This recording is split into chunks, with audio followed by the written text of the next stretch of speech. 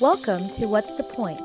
A weekly discussion of truth, realities, challenges, theological and philosophical views, national policies, and international concerns. Welcome to What's the Point?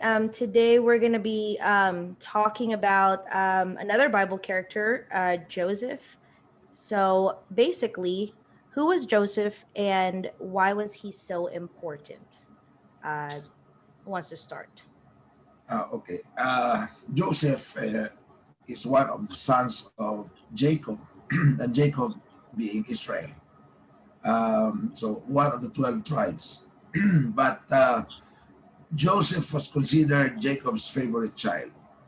And then, as you know, the brothers were jealous with him. And so they wanted to get rid of him, one or two of the brothers wanted to kill him. Then one of the brothers saved him. They decided to sell him to the merchants, who eventually sold him to Potiphar in Egypt.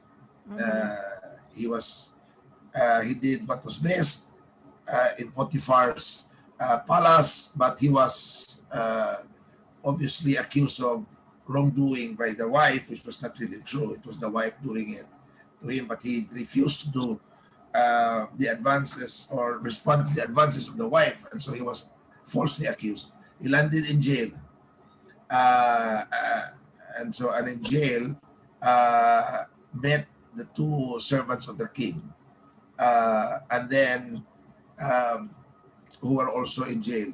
Make the long story short, one of them, as he was able to interpret the dreams, would be restored by the king. So make the long story short, the king wanted an interpretation to the dream. So it was Joseph who did that, and eventually the king was so pleased with him, he was made the prime minister of Egypt. Wow. But there was a reason for that. And to make the long story short again, there was famine. And eventually his whole family would die because there was really virtually no food in the place they were. And the only place with food was Egypt.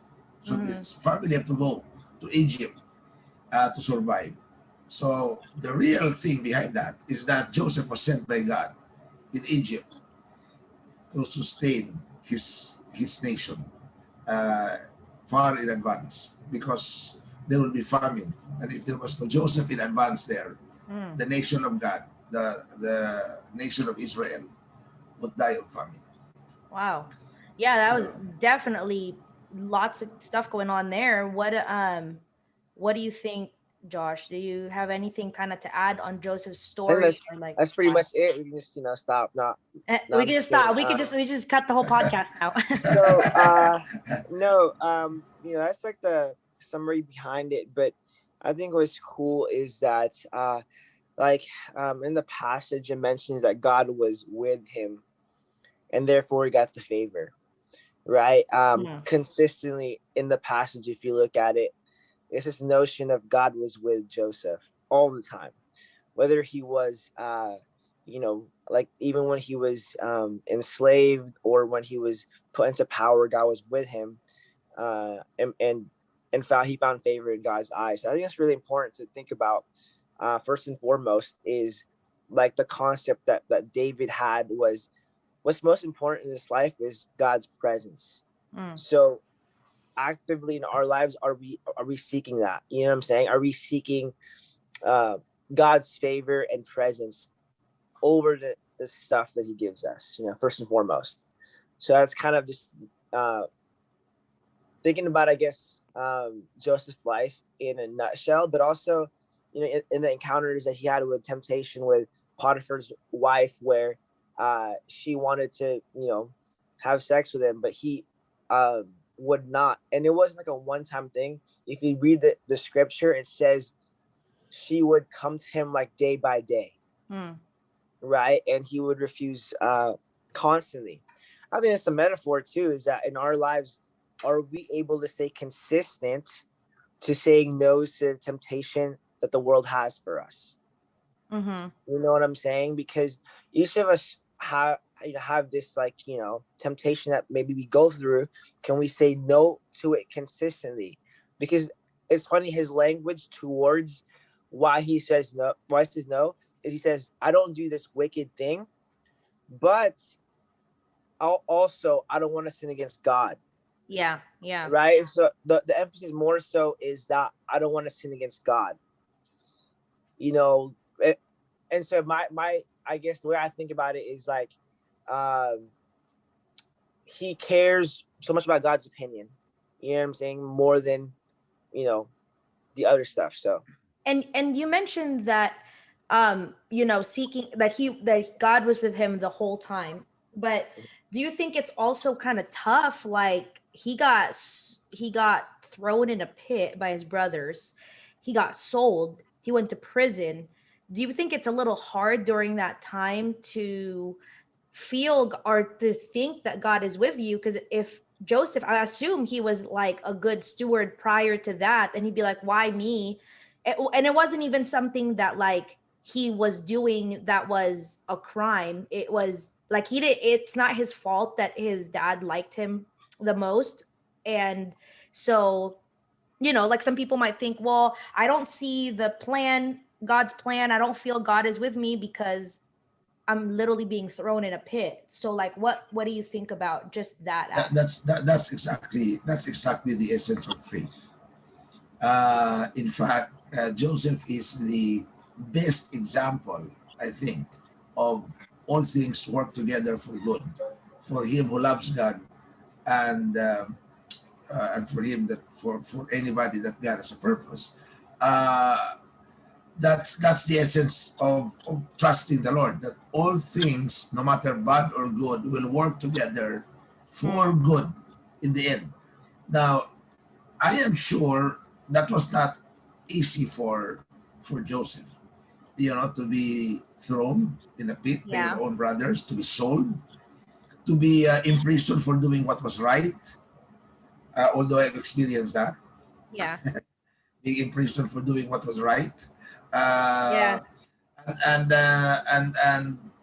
but if you trust the Lord, you know that somehow, somewhere, in the end, there is something that God is doing for a Mm. purpose. So good or bad, it has a purpose. to be If you honest, Yeah, I think what sustains him too is God's promise in his dream. The promise Mm. in his dream, right? Um so I think for him, maybe personally, because he knew there was this promise of, uh in essence, him being a leader to his family. um I think that's what like Oh, because sustains him that was the too. initial dream that made them hate yeah, him, right? yeah. The cows will Mhm. bow down. The Yeah. weak cows will bow down to him. The plants, will, the bunch of I forgot wheat. about that. Yeah. Yeah, So that's the idea, maybe that, but nonetheless, it's still of God.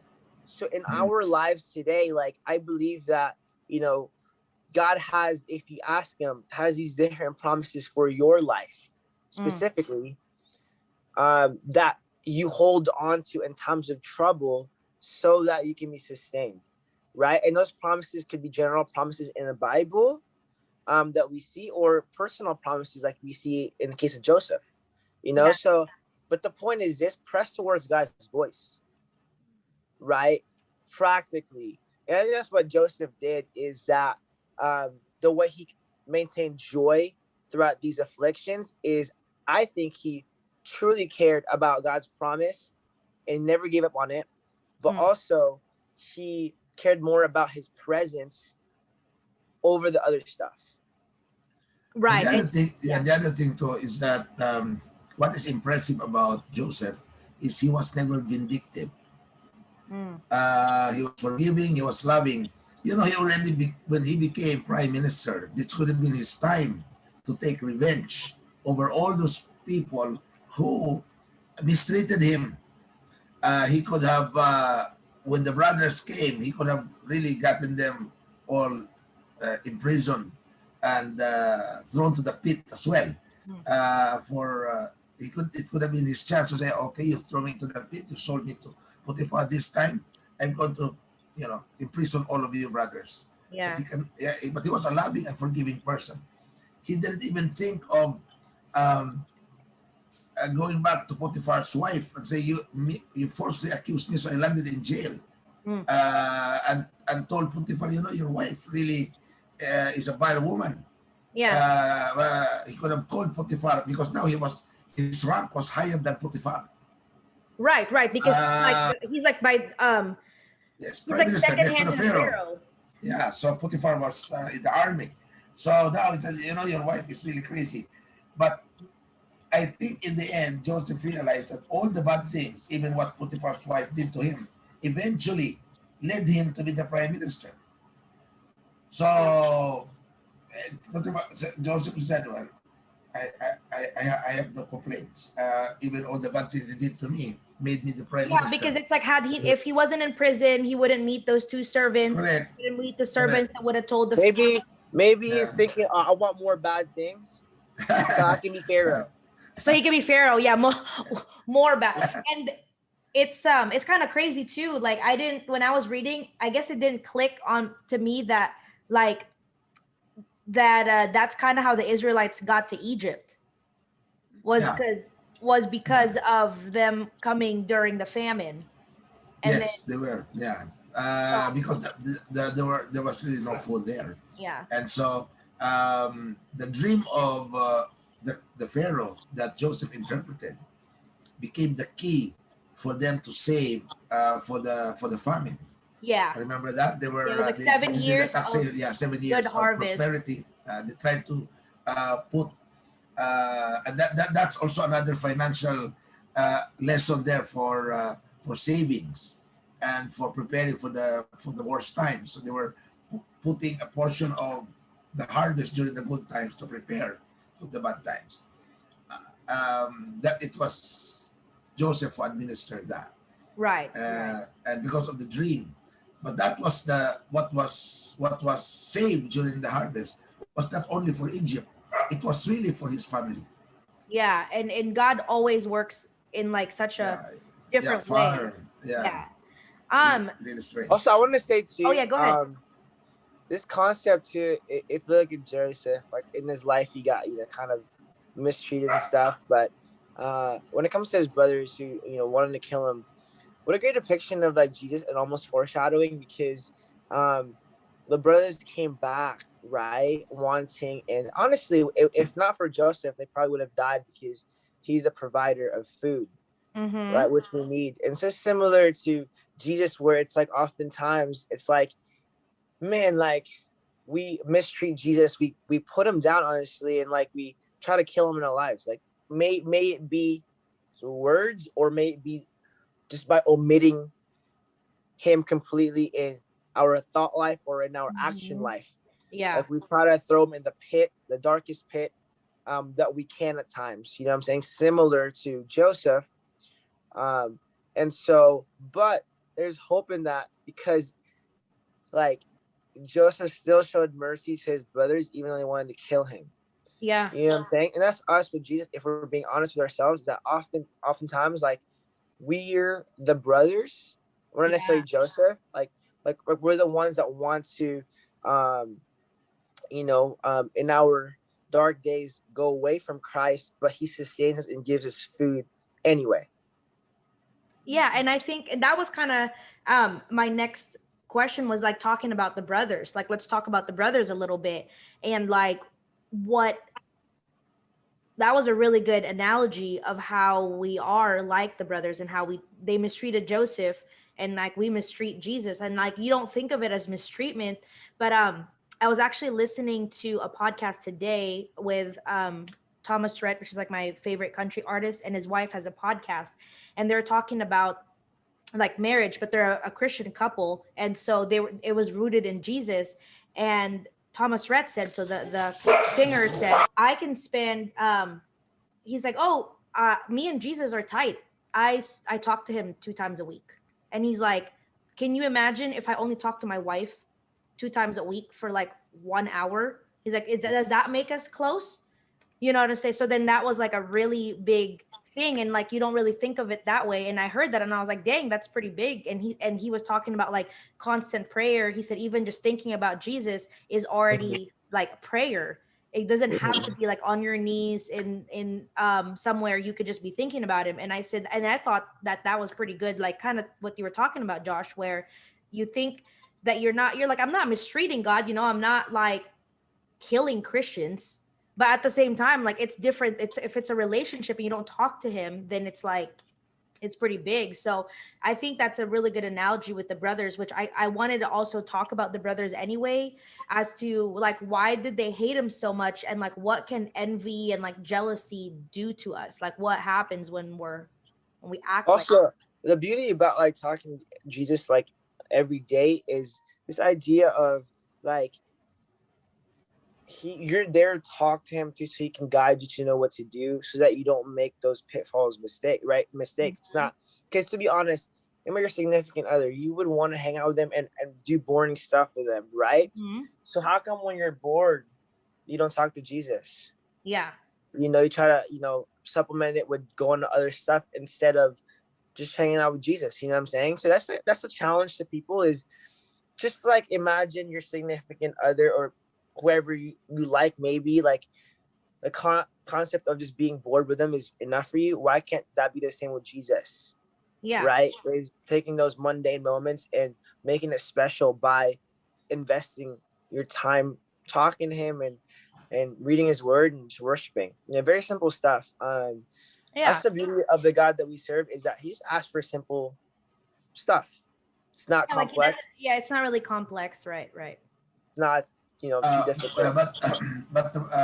I think one of the things that Kerry was asking really is about the family. One of the problems there really is playing favorites. The father Joseph was Jacob's favorite. Mm-hmm. Um, uh, Very much like Jacob being Israel. In this case, is was later renamed.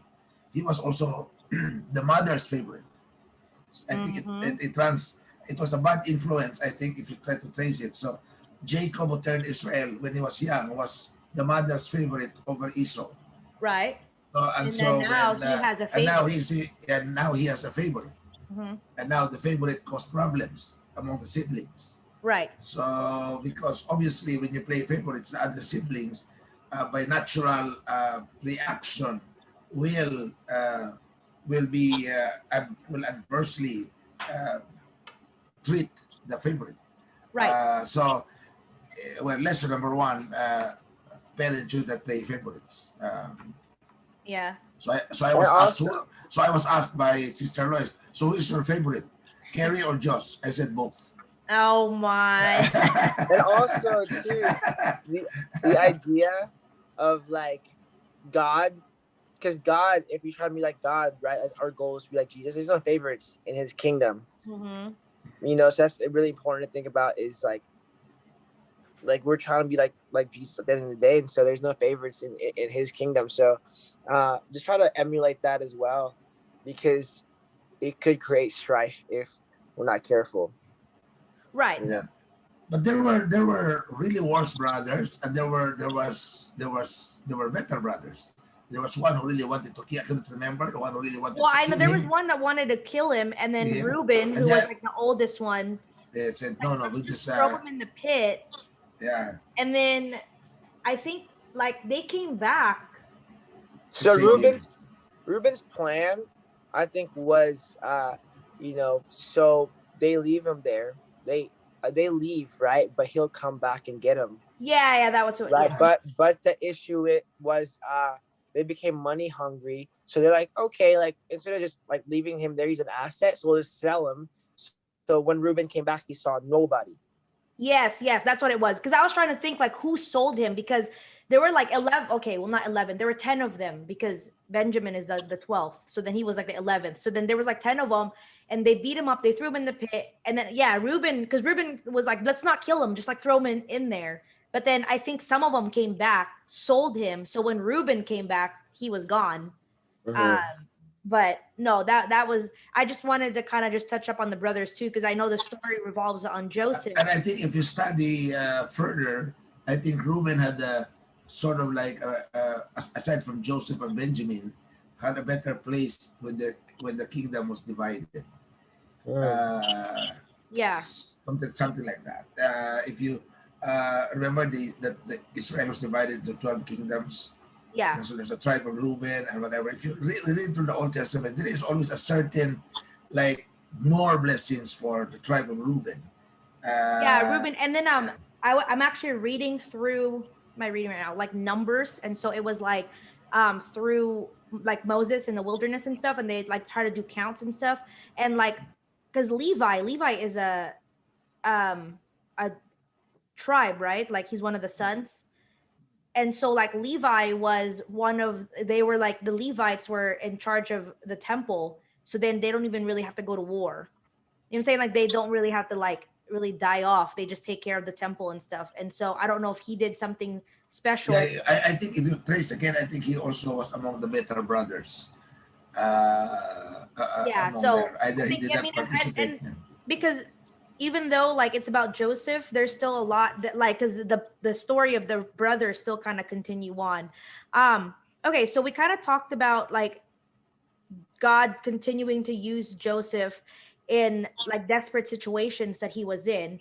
But does God like purposely put us in like desperate situations or like what, because it kind of happened to Joseph. Like, does God do that on purpose or like does he allow for that to happen? Well, I think the word is that there are times that God allows that to happen. But it's I don't think it's always the way. I don't think God always has to put us in trouble to achieve something. God would rather put us in favorable situations to achieve something than in trouble. Remember, he's a loving father. Would you Mm-hmm. really want your children to be put in difficult situations before they achieve something? Right. But God would, because man is generally sinful, our own consequences makes it difficult, and so God works around that and still achieves his purpose. Well, God, I knew if they did not mistreat Joseph, God will have a different plan to still save his family, To like get him to Egypt. get them to Egypt without mistreating Joseph, without Joseph being in prison. Maybe God would still use Joseph somewhere else, but they mistreated him, tried to put him away. So God has to still make the Or circumstances. or Yeah, if Joseph didn't say his dreams to his brothers, I Mm. feel like if he just stayed quiet, because I was a little cocky, you know what I'm saying? Yeah, To because maybe I say think that. I'm pretty sure Joseph, he knew he was a favorite. Like, when sometimes when we read, like when we read it, it's like a history book, so there's no like tone. And that's why I really like that show, The Chosen, because it like shows Jesus in like a kind of like a more real person and not like a figment, like a fictional character. So I think, like you said, like Joseph might be cocky. He might be like, I know I'm the favorite. And guess what I dreamt about last night? It's really funny too because he not only mentions it to his brothers but also to his like mom and dad, Mm, and so even kind of they were like a little hesitant about what he's saying mm-hmm. because what he's saying is that y'all will bow down to me, right? Yeah, And that's kind of bold to say, no right. matter who you are.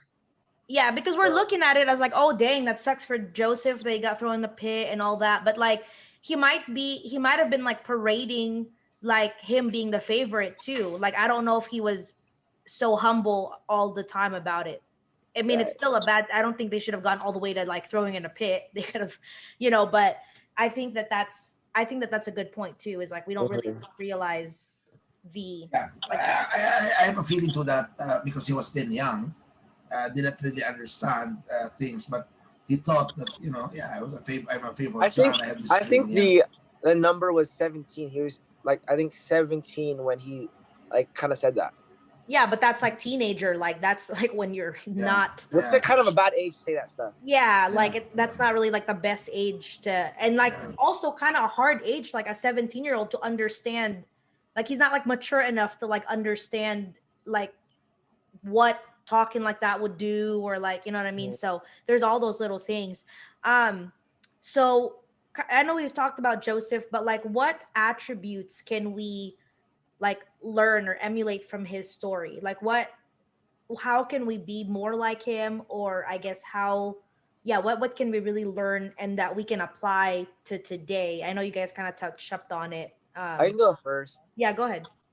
I want to say, are we still be are we still willing to be righteous, I guess, even though the circumstances in front of us look bleak? Mm.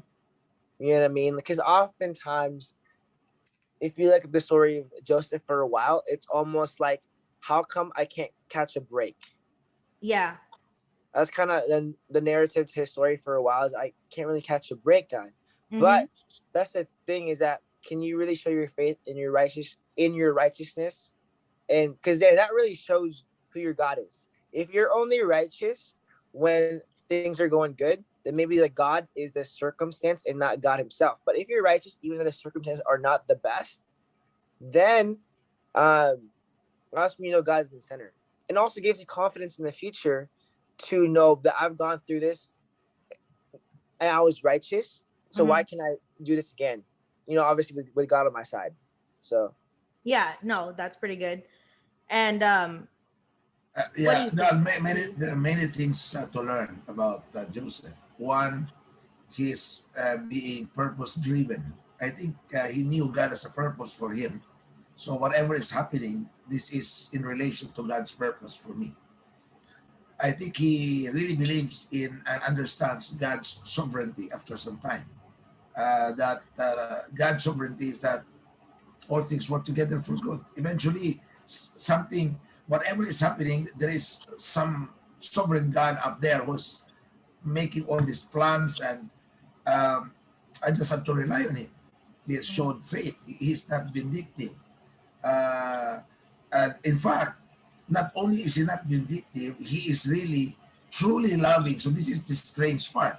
He was supposed to be at a young age, something like, oh, I'm the favorite. But this time, he even really cried. You remember when he saw his brothers? He Yeah, he missed them cried. so much. He Yeah. cried alone, and he cried. And so you see the affection. He was an affectionate person. So if he was bragging when he was young, it was not really meant, I think, to, it was this bragging sibling over, like siblings brag at each other, Mm. that's a normal thing. Um, but deep inside him, he was a man really of very, very good character. I Yeah. think he was deeply rooted in God. He had a very, very good character deep in him. Yeah, no, I think that's really good too, because and that's a good point. Like I know we were talking about like how Joseph was when he was like younger, and how he, how he might have been not, but he was 17, like Josh said. He was Mm. young and he wasn't that mature yet. um but it's kind of cool that you said that, because yeah, he was, I think, what was it, he tried to, when they came, he knew who they were, but they didn't know who he was. Yeah, And then yeah, I think, he tried to like, he tried to, what is it, he put a cup in like Benjamin's backpack or something, so that Benjamin would yeah, have to yeah. So stay, they so were that they have to prepared. go Yeah, get the dad. So yeah, he really missed his family. yeah, And like you said, he could have been yeah, vindictive. He could have been like, no, we're not gonna, you know what I mean, like, I'm not gonna give you guys any food. But I think that it's really important that he was like that, because that shows a lot of good characteristics with Joseph. Um, and so we have but about. Oh yeah, before go I ahead. forget, Kerry, uh, when you remember all his brothers bowed to him eventually, because when they were arrested, say, Yeah, no, no, no, we really do not, don't kill us, and blah blah blah. He could say, hey, remember my dream? yeah, He could have said that, hey guys, remember my dream? It's me. yeah, It's true. But he did not. He did not. yeah. He did it, and he did it like because he knew that they were desperate. And I think at that time, when the dream came true, he was at a Yeah, yeah, better, more mature, like, yeah. place. What's the point of Joseph's story? Why are we talking about him? Um, what do you guys think? I think for Uh, me, Go ahead, Josh. Yeah. this idea of God's promise in our lives will happen, or promise will happen in our lives regardless, because that's His sovereignty. So we just hold on to the promise, and it depends on us, honestly, at times, if we want to take the easier road or the harder road. But the way to offset that is just to be as righteous as we can, holding to the promise that's in our future. So then you ask God, what are the promises that you gave to Joseph? Because oftentimes in the Bible, many times He gives promises to individuals, right? He gives promises that are universal, but also promises that are unique, right?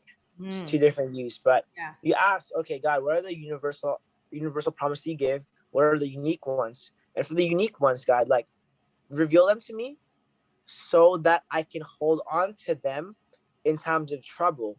Because the idea there is you're not Godding, it's still God's word, right? When Mm-hmm. He gives a promise to you, therefore it's still God. You know what I'm saying? So it's not. So that's why it's important to just like seek His voice and ask Him for yourself. What are the promises that you have for me, Yeah. right? So that I can help other people. More so, that's the idea, is like, the promise that He'll give you, it's like multi-generational, where it's like it affects other generations and people too. Mm-hmm. So when you ask those, have in mind the idea that maybe don't make or ask for stuff that is primarily selfish, because maybe you're not gonna like what God's gonna say. Yeah. Right? Because then He might have a different plan for you, because He's multi-generational. So then, I guess, like, think about what promises God has for your life, but with the intention of like thinking of it in a selfless way. Wow. Yeah. No, that's a good one. Yeah, What do me, you think? I always make Joseph an example of God's sovereignty over our lives. And so part of what Josh said is that I have like 5 letter piece for the life of Joseph. So it always, that's true, Josh. It always starts with a specific promise, and that promise reveals God's plan for us, which becomes our purpose Wow. for life. And God makes sure that He is present. His presence is there to achieve that purpose, to attain progress for our lives. Wow. So that is how God works in His sovereignty. He gives you a promise, which is His plan, that becomes your purpose. With His presence, it leads But you to that's progress. Yeah, but that's why it's so hard to read the Bible and Mhm. pray, is because the enemy wants to disrupt that communication so that you yeah, don't hear the promise Yeah. yeah, So you don't even to get to step start it. one. yeah, Right, yeah, yeah, exactly. So that's why yeah, it's very difficult. And the further away you are from God, the more difficult it is to start with. yeah. Similar to if you're going to go to the gym, it's a lot harder to start, Mm, right? mm, Like I was working out like yesterday, like for a while, for the first time in a while, and obviously it hurts more and it's more difficult. But Mm-hmm. that's the idea with prayer, and even like reading the Bible. It's difficult to start, but I hope people are encouraged that maybe the reason why it's difficult is because the enemy is afraid of what will happen if you actually do it. yeah. Right. I was counseling a person the other day, and she was saying, I'm already a Christian. I received the Lord, but I am so lost. Mm, Wow. So I was saying, why are you lost when you are already found? mm, Mm. So because people do not cannot still see the promise, mm-hmm, and so Right. they cannot Like, see the plan. so that, mm-hmm. and that's a good point. It's like if we're distracted from step one, Yeah, we're not going to make it to the end if Exactly. we can't even get to the promise first. Like for you, And Josh, you're saying like right, working out, like the promise, right, like you're going to be healthier, but like if you don't even right, see that promise yet, then right. yeah, I want to say too that like oftentimes too, like similar to working out, it's like you may not feel like it, or like you may not feel the results, but that's similar to Joseph's situation, where it's not about feeling, right? It's about Mhm. holding on to the truth, because oftentimes feelings like can be good, but they can be dangerous as well, because then if you don't feel that certain time that day, you think God's no longer with you. You know what Yeah. I'm saying? Yeah. Whereas, so, I guess it's like a balance as well of like, making sure to, um, you know, hold on to the promise even though you don't feel like it. Right. Yeah, that's the reason why God put the brain above the heart, Oh, because because he thinks, yeah, reason should be more relied than feelings, and the feelings. But I will emotions. say exactly. But then the beauty about it is that if both align, right? If the Yeah. reason aligns with the feeling, right? Mm. Those are some of the most exciting times in our lives, especially in the presence of God, Mm-hmm. right? Which can be awesome because it gives a little bit of insight to what heaven's gonna feel like. You Yeah. know Right. what I'm saying? Is that it's the complete unison of both. It's kind of euphoric feeling that you have, but for eternity, right? So in that sense, that makes it more worth it to want to stay faithful in this life. Right. You know what Because I you mean? want to be able to, and you want that to kind of line up, is like you said, like you're As not much just as you all can. reason, but then not just all feelings. It has to be the balance of like the sweet spot of where that aligns. And that's kind of like what you always want to attain. Right. And that's why it's like, it's what honestly makes us Christians, in my opinion, come back to Christ is because when we experience his love, like it's hard to turn away Mm-hmm. because you know what it feels like and that's what kind of heaven's gonna be like. Um, but obviously it's Like, sometimes few and far between. exactly. Yeah, no, that's really good. And I think this was a really, really good discussion. So let me close this in prayer. Dear Lord, thank you so much for this time that we can discuss Joseph, that we could just discuss his life and learn from it. Just so many good things that we can learn from him and help us use these and apply these to our lives. Help us see the promise so we can hold on to it and follow through with what you have for us. Thank you for this time together that we can talk about this. I pray for anyone that's watching this or listening to this that they may be blessed by your word. In Jesus' name I pray. Amen.